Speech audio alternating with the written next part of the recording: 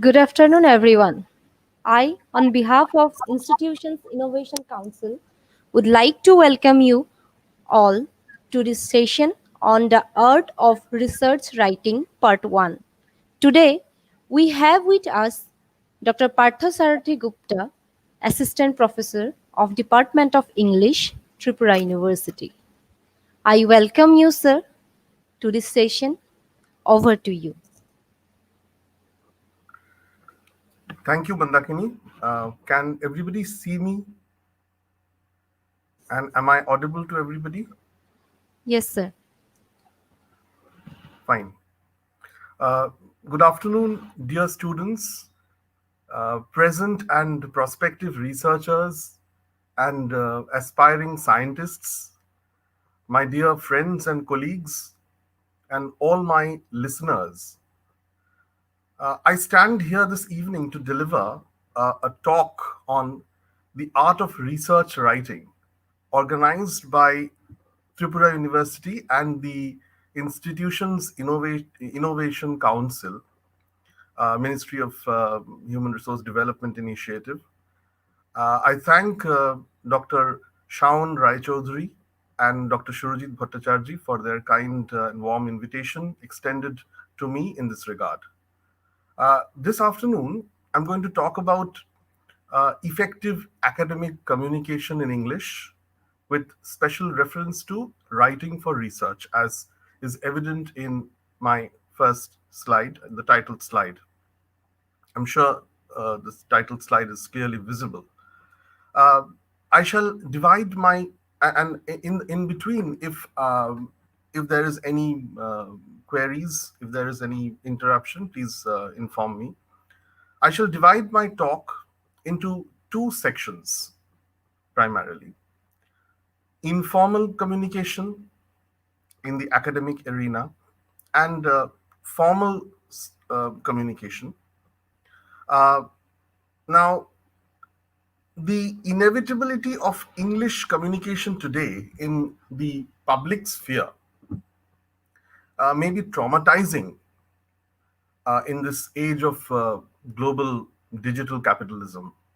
It may be traumatizing for many, for young students, young researchers who is not comfortable with English and whose native tongue is not English. Particularly in a country like India, inability to engage in formal English communication straightaway ousts you, rather rejects you from the market. I mean, if you consider the world as a big supermarket, for all of you who are uninitiated and deem yourself as lacking effective communicative skills in the formal, you know, sectors of this professional world that we are living in, anxiety is inevitable. And in fact, this is my second slide: English anxiety.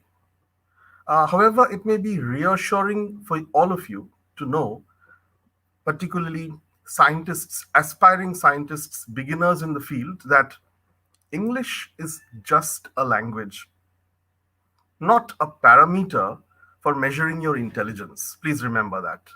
So, if you do not know the language, it's absolutely fine. It's absolutely okay.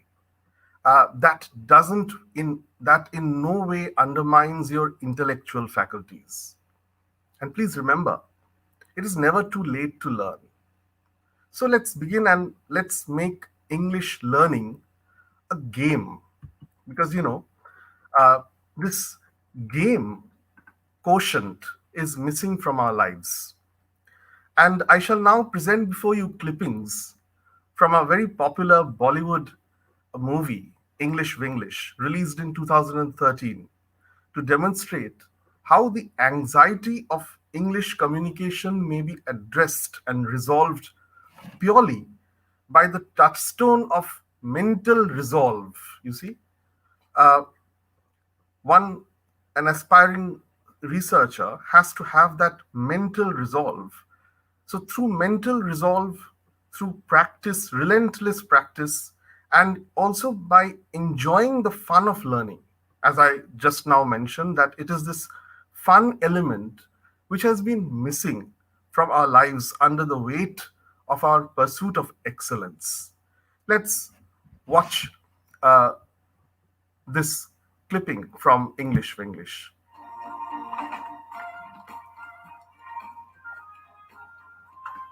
Madam. Oh, hi. English tuition? English class? Sachi? Okay. Welcome to the New York Language Center. Thank you, Jennifer. Come in, come in. Take a seat. My name is David Fisher, and I'm your teacher. Okay, let's continue. Eva. I come Mexico. I work like nanny para familia. English, please. I work like nanny to American family. I speak Spanish. The baby speak Spanish. The baby mama so worried. The baby no speak English. She say to me, go English class. I go English class. Eva, my darling, let's pray for the baby's future, shall we? I Queens. How lovely. No. I live on the Queens. Oh, you live in Queens, New York. Okay. What is your name? Salman Khan. I first from Lahore, second from Pakistan. I drive taxi, अपना New York cab. But no Pakistani girl married taxi driver. English, please. I hear, come, English learn, become foreigner. Pakistani girl only marry foreigner. French, weird, Johnny Depp. I wish you were beautiful Pakistani, Salman. Girl, sir. Only girl. How boring. Moving on, the gentleman from France. Hello. My name is Laurent, French. I'm cook in a hotel, and my English not clean, dirty. I learn English. Good. Thank you, Laurent. And now the lady in the gorgeous sari. Oh, sir. Sit. Sit and talk. Yes. I Shashi from the India. From India. Yes, sir. From the India. No, Sashi, not from the India. From India. And what do you do, Sashi? I also cooking. Selling. Are you in the catering business? Chinnada, small business. In house only. Making snacks. Laddu. Laddu? Round. We have an entrepreneur in the class.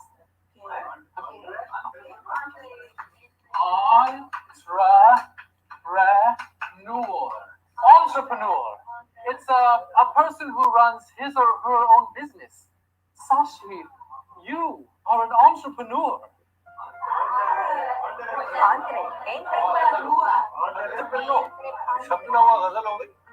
कैसी भाषा है?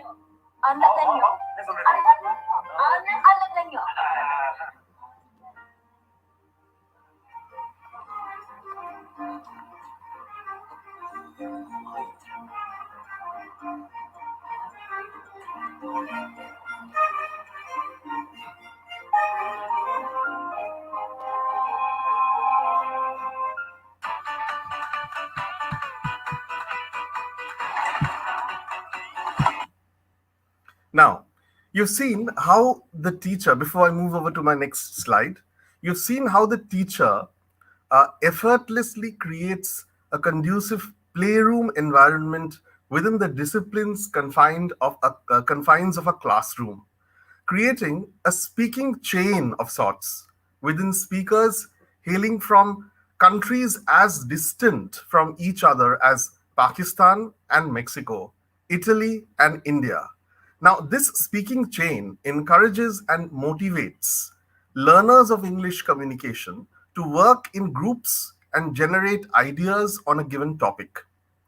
Now, science researchers, not quite comfortable with the idea of approaching and addressing prospective research areas, may get together, simply assemble together, and create such speaking chains among yourselves, only to resolve your mental blocks, to get rid of your mental blocks and anxieties in formal research communication, because research can never be possible without free exchange of ideas, old ideas, new ideas. So you see, it is time now to come and start that process. So let's make mistakes in the beginning. We can make mistakes in the beginning, and let us be occasionally monitored by our mentors. Our mentors can play a huge role here. You see how Sashi, she's referred to as Sashi by that American teacher, how Sashi learns a new word in her classroom, entrepreneur, and how she repeats. Now, you're all prospective innovators. In other words, you are also prospective, uh, you know, uh, maybe entrepreneurs in future. How Sashi learns this new word, entrepreneur, and how she repeats and mimics the word she learns in the classroom to, before she pronounces it for the first time, after she pronounces it for the first time. And she goes on repeating. So repetition, mimicry, these are extremely helpful methods to solve and to resolve anxieties of formal communication in English. You see, so look at this slide here. It is important if we start working in small groups to generate new ideas on a given time, and to set up a sort of a speaking chain. So repeat, mimic new words and phrases and appropriate models of effective conversations that you've come across, because we come across conversations, we come across models of conversation from people who we interact with, from people who we know, and then we learn to mimic and repeat them. There is always a good copy and a bad copy, so it's always advisable to positively mimic good models. So this lecture is primarily dedicated towards formal communication. So let's come straight to the topic. There are, you see, two aspects of formal communication.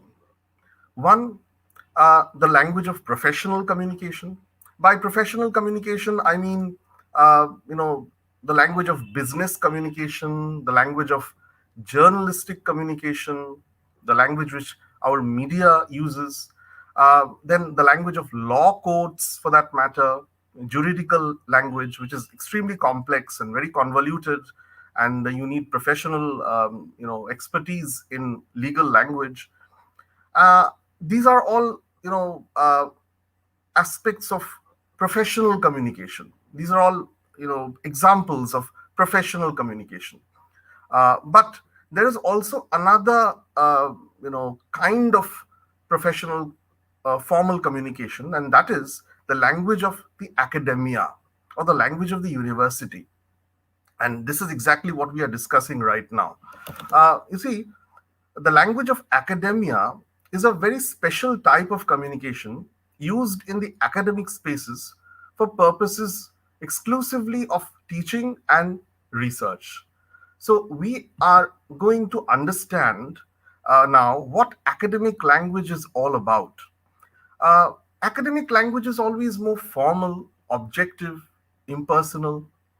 You see, I have highlighted points such as precision, being content specific, because specific domains require specific content, and your mentor would be the right kind of instructor or guide to sail you through, to promote you.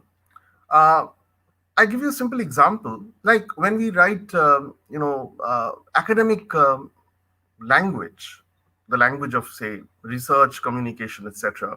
A simple example, like we don't use short forms like, say, don't or it's. Instead, we are advised to write do not or it is. You know, these are some very very simple examples. Another very important aspect of academic communication is tone. uh, Tone is very very very important. What kind of tone you must adopt?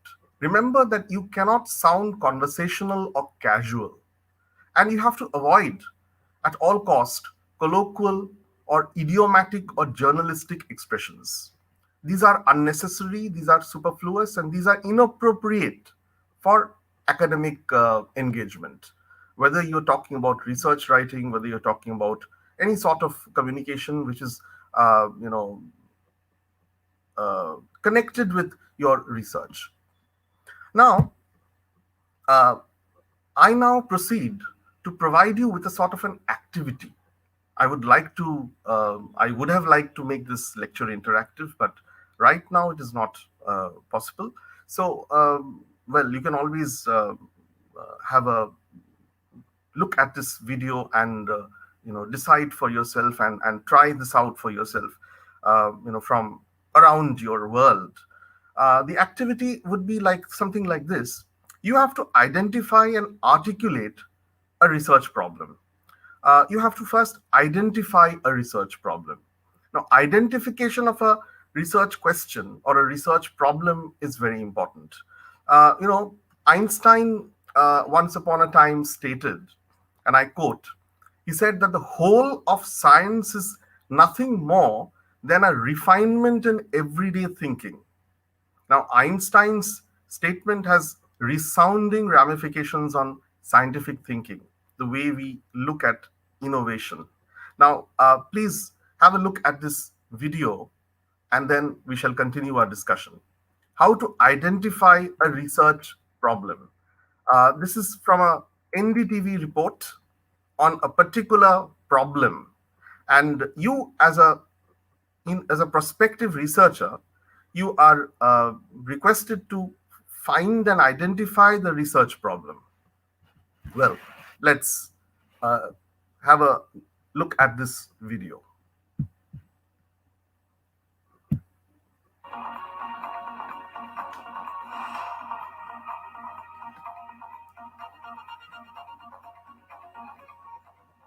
Good evening. You've heard about mercury levels in fish. It seems really very far from our shores. One needs to worry about mercury when you're traveling abroad, eating salmon and sushi. But now there may be cause for worry right in our backyards, or should I say in our own fish markets. There are reports now of formalin, that is a cancer-inducing chemical used illegally to preserve fish. And these reports are coming in from various states of India. The price of fish in states like Assam has jumped. This after a government ban on importing fish from other states, especially Andhra Pradesh. And this news is, as expected, it's creating chaos amongst consumers in major fish eating states. But is this a moment of concern? Or are we being unnecessarily alarmist? Are you concerned? We have a doctor here in studio. He's here just to answer all of your concerns, your worries. You can call us, you can tweet us. We're asking cancer causing chemicals are found now in fish. Is there a lack of food safety measures for India? We have a doctor also in Mumbai to answer your questions and your concerns. So you can tweet us, you can call us, the numbers on your screens right now. You can reach out to us, and we'd love to hear from you also. Any videos that you want to send us with your questions, we can look at that. But first, I want to go across to my colleague Ratnadeep. He's reporting from Assam, where the price of fish has been zooming because the Assamese are known to love and eat their fish, but 90% of their fish is imported from Andhra Pradesh. That's one thing I didn't know. Take a look at this report. We are coming to you from a fish market in Guwahati. In fact, this has been 5 days that the state government has imposed a carpet ban on import and sale of fish from Andhra Pradesh after traces or formaldehyde, high percentage of formaldehyde was found in fish samples that were tasted about 5 days back on 10th of June. In fact, after that, the state government has imposed a carpet ban. Now, that has resulted in a slump of business because already there is no, imported fish in the markets in Assam. जब ban हुआ है यहाँ पे जो चालानी fish है उसके चलते जो कस्टमर है क्योंकि यहाँ पे लोग हर दिन जो फिश लेते हैं आप लोगों को कितनी तकलीफ हुई बाजार में प्राइस राइज हुआ है कि नहीं हाँ तकलीफ तो थोड़ा हो रहा है लेकिन जो स्टेप लिया है गवर्नमेंट ने वो बहुत अच्छा स्टेप है और देखिए कोई भी अच्छा चीज जब इम्प्लीमेंट करना चाहते हैं आप थोड़ा तो मुश्किल होता है लेकिन ये चीज को पूरा फाइनली हम लोग कुछ सोल्यूशन क्या मांगते हैं अब प्राइस राइज थोड़ा ज्यादा हुआ है पहले जो लोकल फिश 300-350 पर किलो मिलता रहा अभी 500 के जैसा हुआ है और आप लोगों को क्या ऐसा लगता है कि ये एक अच्छा मौका है सरकार के लिए जो अपना खुद का जो फिश प्रोडक्शन है उसको भी थोड़ा बूस्ट करे हाँ डेफिनेटली अगर अपना प्रोडक्शन ज्यादा हो जाएगा तब तो अंदर का फिश का कोई सवाल ही नहीं होता है ना There you are.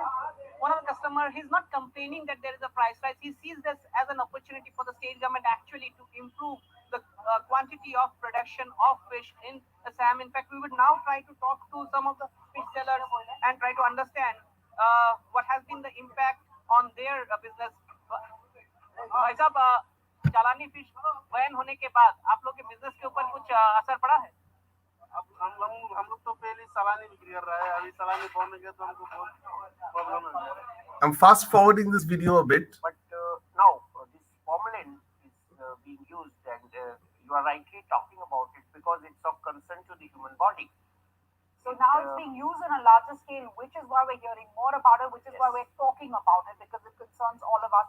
Dr. Ruchi Samdani is a nephrology specialist and consultant. She's joining us from Mumbai. So, Dr. Ruchi, what are the harmful effects then of formalin on your body? Is it enough to actually cause a concern? The amounts that are used? Hi. Definitely, formalin is a preservative. It was, as Dr. Wali very correctly said, is supposed to be used for embalming bodies, used in the medicine industry and in industry. So it is not something which should be ingested in any form. So. Okay, I would not show you the full video here because that is quite time consuming. I'm going to you can later on click on this link and find that out for yourself, see the entire video by yourself.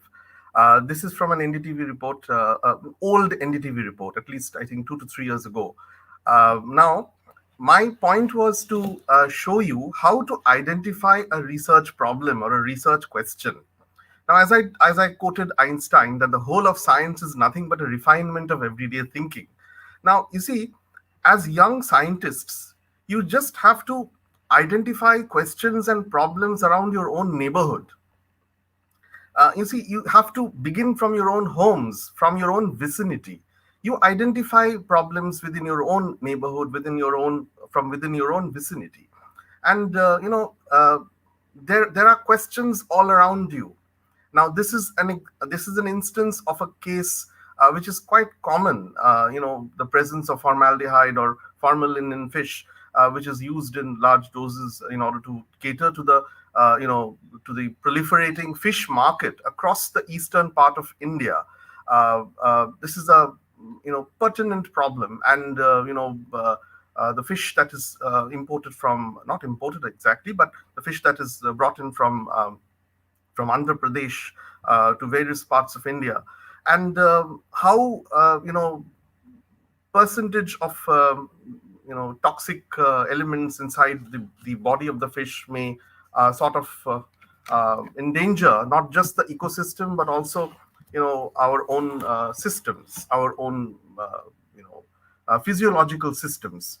So in the realm of scientific research, it is important for you to find out the right kind of possible research questions and research areas. So this is one potential research area. Now, how would you identify the problem? What is it that you're going to show? Would you like to propose any innovative model say something which is alternative to formaldehyde or formalin, how can one, as a young scientist, as a young researcher, as an innovator, how would you like to propose an alternative to this sort of a overuse of toxic chemicals to either to fish or to preserve fish or to uh, you know for the sake of fishermen or businessmen related to fishing, from ponds in your locality. Now, it is important to find out. This is a case from, say, Assam. Now, the same problem may be evident in your own city, in your own neighborhood, in your own town. So, how would you articulate the research problem? If you identify a research problem, the next part of your journey is to articulate the research problem in the form of a kind of a draft proposal. Now, here, what I have done is, in this particular slide, I have imaginatively, rather, creatively constructed a draft proposal from the pen of a beginner in the domain of scientific research. And I've marked out in red errors and weaknesses in language construction, in the drafting of lines and phrases, highlighting inappropriate expressions. However, please remember that this is just a model prepared by someone like me who does not belong to this domain of scientific research. And please note that I have highlighted in red wherever I have detected lack of clarity, errors in grammar, inappropriate use of dropping of articles like a, an, or the. I have highlighted all these portions, and all this is imaginative. I have designed this only for your sake. This is just for a model. I do not know how effective it's going to be. If you read, you will find that I have made some, I've recommended some corrections and clarifications. So it is seen, look at the expressions that I have marked out. It is seen that ponds in cities and suburbs contaminated by poisonous chemical compounds. Look at the expressions that I've highlighted. Lots of fishes are being poisoned for the sake of mass sale. This method of fishing with poisonous chemicals like formalin is harmful for ecosystem. You see, I have dropped the article deliberately there. This is a very common mistake. Harmful for ecosystem. Actually, it ought to be for the ecosystem. So through the study, I want to look into the problem. See, I have highlighted, I want to look into that section. So there's a problem there. What is the problem? I'll tell you that a little later, and show how this is harmful both for environment and mankind. Now, this is a model sort of a draft coming out from which may come out from the pen of a beginner. Now, you see, when you are writing a research article or a drafting a proposal, I have, identified certain informal words and expressions which have to be avoided at any cost. Okay, informal words and expressions have to be replaced with, more formal words and phrases.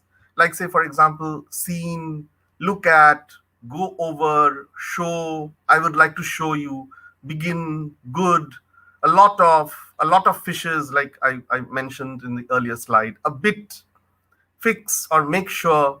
Now, these are all inappropriate expressions, and they have to be replaced with formal expressions. Like, say, for example, reported, commence. Instead of saying begin, you say commence, or initiate. So I would like to undertake, I would like to propose. So satisfactory, favorable, let us demonstrate, indicate. These are all formal expressions, words and expressions which ought to be used in academic writing, particularly in research writing. Now, in this slide, I have simply rewritten the same draft in a far more formal manner. Now, you can use these slides later on. This is a rewritten draft of the same thing in a far more formal manner, with a slightly more clarity and with a sort of a scientific register. Well, I'm not a scientist. I do not belong to the realm of the sciences. Yet I have tried to redesign the same draft okay, in a new way. Look what I have written here. The same problem I have simply redrafted.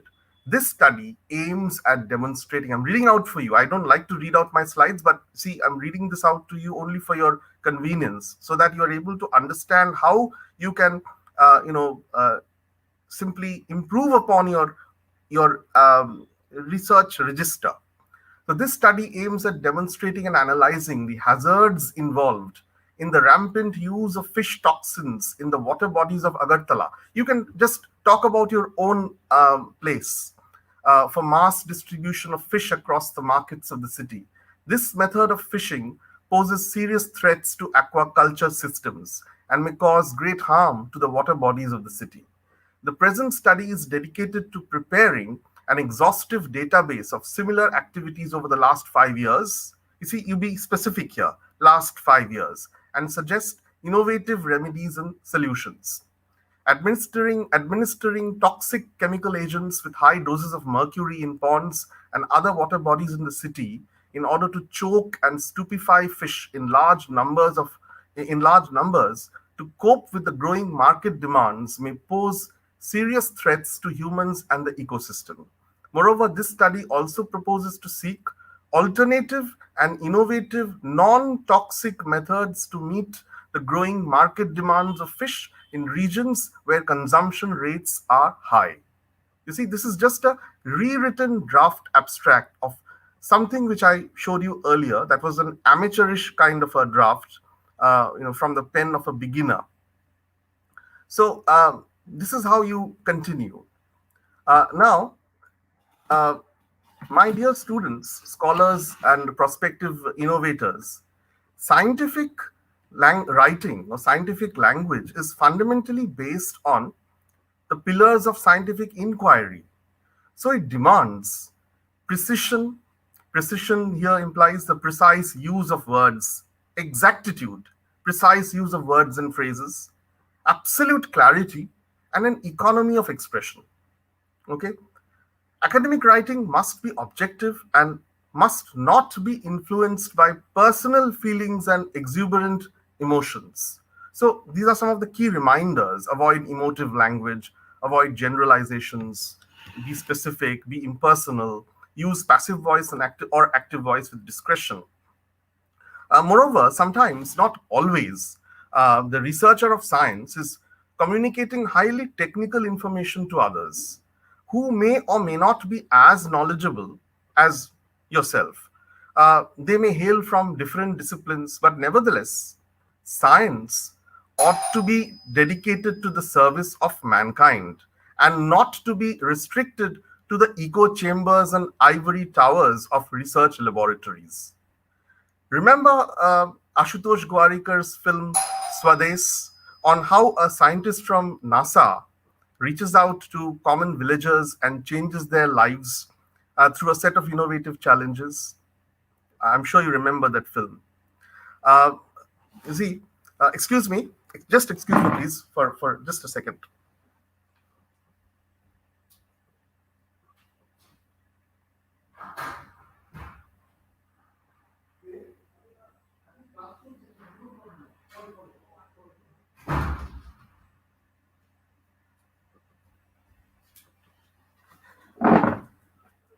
Sorry for the interruption. So you see, it is very important that you avoid emotional language. I'm sure you must have watched that film Swades, on the film on how a scientist from NASA reaches out to the common villagers, and changes their lives through a set of innovative challenges. So you see, science research ought to be dedicated to the cause of mankind, and for that, one has to be absolutely clear about what one proposes to work on. So my obvious sort of recommendation would be, do not get too personal when you are writing something. Like, say for example, never say I will show you. You can always suggest this report will demonstrate. Like, instead of saying we distributed the questionnaire, try to use the passive voice. the questionnaire was distributed. Instead of saying, I discovered that, which makes it more personal, which ought to be avoided. You must always say, the research revealed that, or it becomes evident that, or the results indicate that. So that is how you proceed through your journey. Uh, but at the same time, academic writing demands that you present your position on a topic, or at least indicate your stance on what your objective is. However, remember that your academic position as a researcher must be justified, logical, rational, and supported by evidence. But your position ought to be established as well. What I propose to imply is that you ought to situate yourself in the research. How you situate yourself amidst earlier work done in your because it is not that it may be that others might have worked in the same area. So before engaging upon a sort of a project, it is important for you to consult or conduct a sort of a review of literature of whatever has been done before, so that you do not exactly end up repeating what has already been done. Otherwise, your innovation wouldn't be registered. The fact that you're innovating something new, you're proposing something new, wouldn't be established. So, how do you negotiate between what has been done before and what you propose to do? That is something which ought to be established. So, how to situate yourself in your research? That is activity number 2, which I propose in my lecture today. So I propose I again prepare a sort of a model, kind of a write up here. Regarding chemical poisoning of fish in urban water bodies, Richards, somebody by the name of Richards, 2000, these are all imaginary names, argues that spillage of chemical oils releases harmful toxins in fresh water, threatening aquatic life. In addition, Wyan and Masser, these again imaginary authors, argue that approved fish toxicants like chlorine, rotenone, and antimycin A are the only fish toxins approved by the US Environmental Protection Act. Now, you see, in this write up, what you wrote, this is an imaginary recreation. What the prospective beginner prospective researcher has ended up writing was, he just mentions, he or she mentions what has been done earlier. Now, it is important that when you present something, it is important that you tread a very cautious ground between what you would like to propose, what new would you like to propose, and how would you like to cite or quote what has been done earlier. Okay, now in that regard, it is important to use a sort of a tentative register. I will talk about tentative register within a few minutes. Let me just show you through my slides. Now, the same write-up which I showed you in my previous slide, this is slightly molded, okay, with tentative register. See how it works out now. A claim persists in the available literatures on the ecological sustainability of fishing in urban water bodies that rampant use of fish toxins may severely damage ecosystems. Okay, now you're citing this from somebody. This is a citation, Richards 2011. However, other studies claim that technologically enabled advanced methods of fishing with approved proportions of toxicants legitimized by the US EPA, again, Wyan and Masser 2013, may be instrumental in minimizing adverse effects on the biodiversity of water bodies in small towns and cities where demand and supply of fish are disproportionate. Now, these red marked portions are not errors, or not, these are not, please don't misunderstand them as errors. These are these are just for the sake of highlighting, I only wanted to highlight how the tentative register can be used. Now, what is tentative register? That I shall discuss. um, so when you are writing an article, a research article, or when you're proposing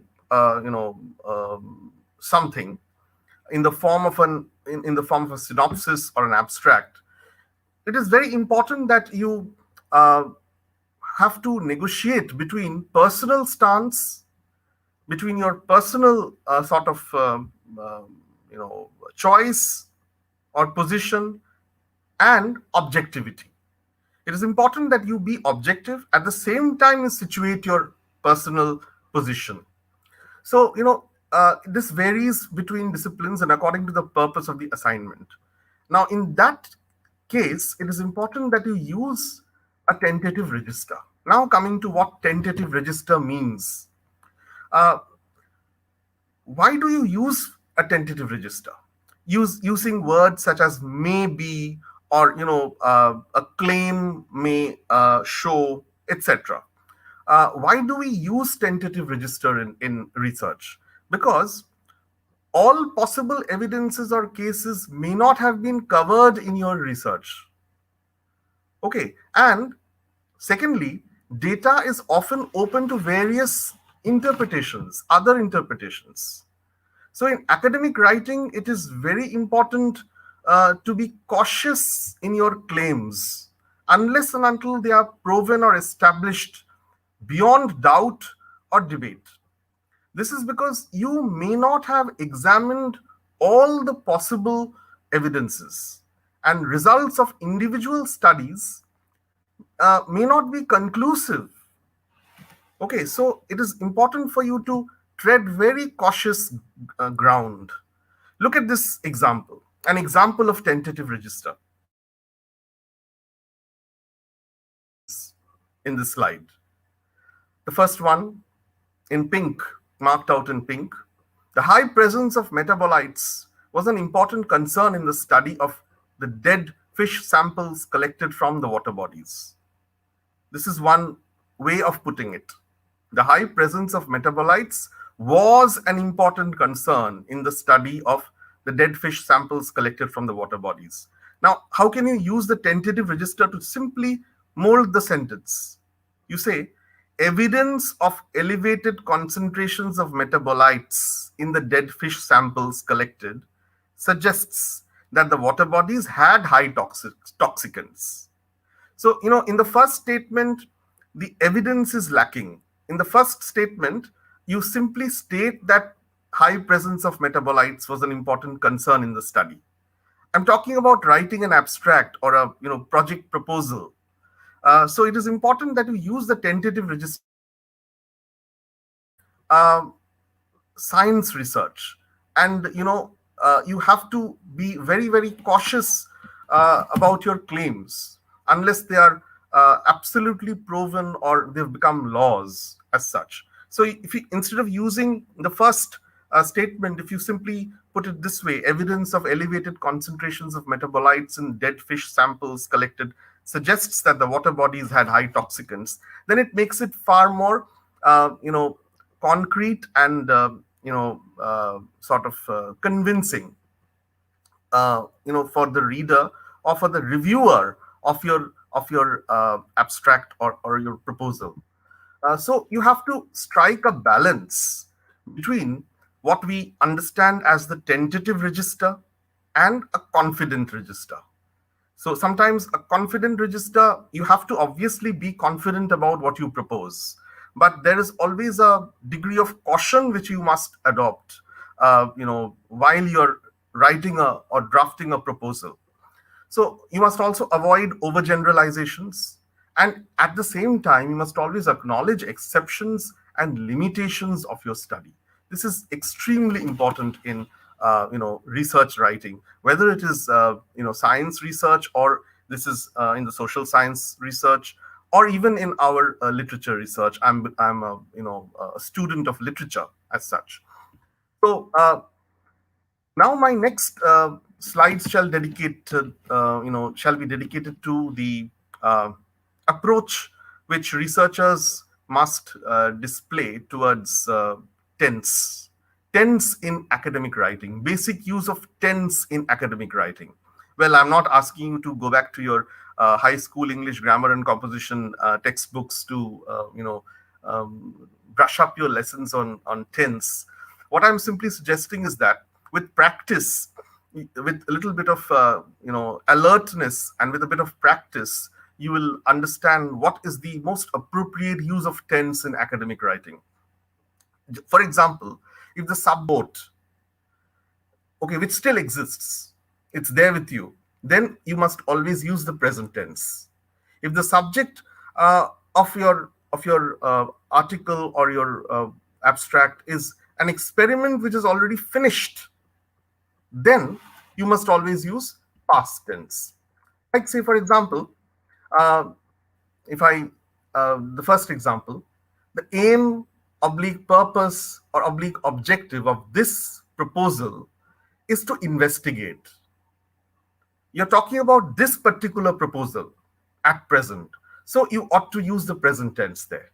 The aim or objective of this proposal is to investigate, is to study, is to measure, etc. Okay, but when you're talking about an experiment which has already been done, then the aim, purpose, objective of the experiment was to. Okay, uh, and again, when you're talking about, when you're analyzing your experiment, or when you're referring back to your experiment, then you say this experiment aimed at. Use the past tense because the experiment is already over. The results are there before you. So you use the past tense there. So it is important for you to understand when to use active voice and when to use the passive voice. You can refer to these slides, revise these slides once again in your at your leisure, and try to apply them. I give you a few examples here. Uh, as it is advisable to avoid using I, we may use passive structures. For example, in the description of an experiment or survey. First example, first of all, initially or at first, the fish samples were collected.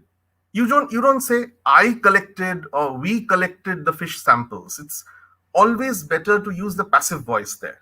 The fish samples were collected initially. Okay, then subsequently or next, the fish samples were soaked in, say, a chemical compound.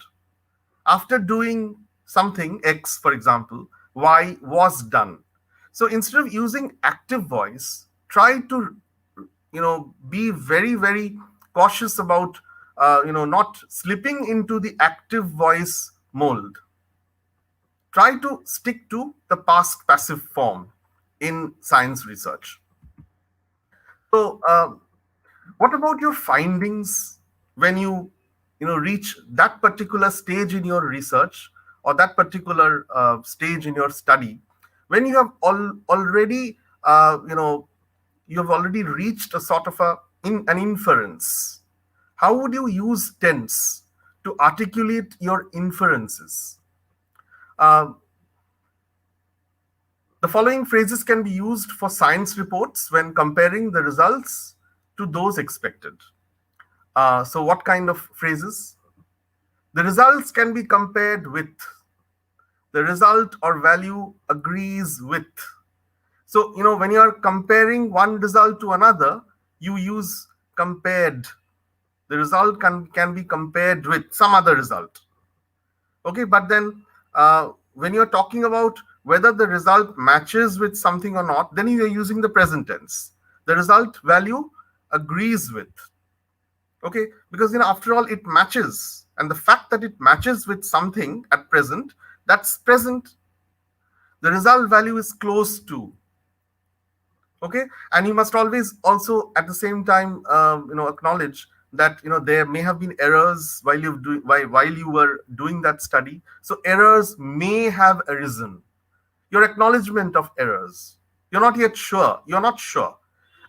Somebody might point out some error, so it's always better to admit that errors may have arisen, so you excuse yourself beforehand.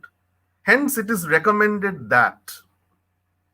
So this is how you use tense in when you are proposing your findings. When you are articulating your findings, not proposing them. When you are articulating your findings or your inferences.